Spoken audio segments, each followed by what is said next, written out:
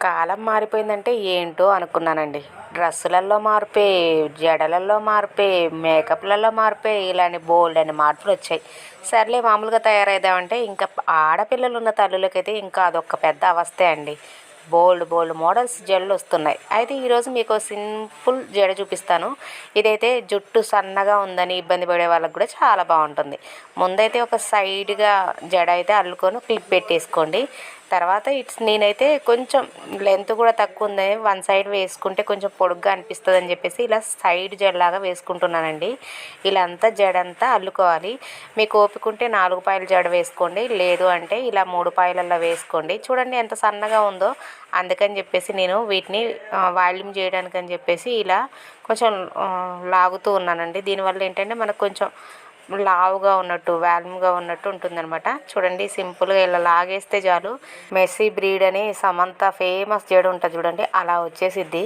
ఇలా లాగేస్తే చాలు, చాలా లుక్ అనేది మారిపోద్ది. ఇంకా కూడా చూడండి వెల్లడిపుకి కూడా అవుతుంది కదా జడ, మంచిగా అనిపిస్తుంది.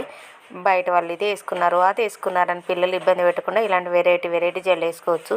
బ్యూటీ పార్లర్కి కూడా ఇల్లు జడలు వేయించుకుంటున్నారు కదా, అలా కాకుండా మనకు వచ్చిన ఐడియాతోటి ఇలా చేసుకోవచ్చు. ఇలా అన్నీ వేసేసుకున్న తర్వాత స్టిక్కర్స్ అన్నీ పెట్టుకోవచ్చు.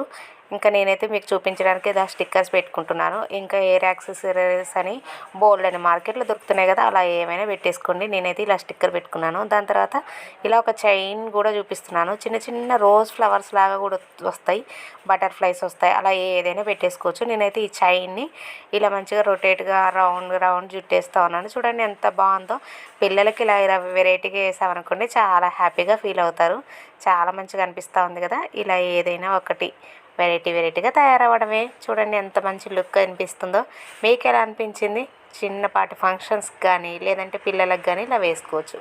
మల్లెపూలు పెడితే ఇంకా బాగుంటుంది. Bye bye.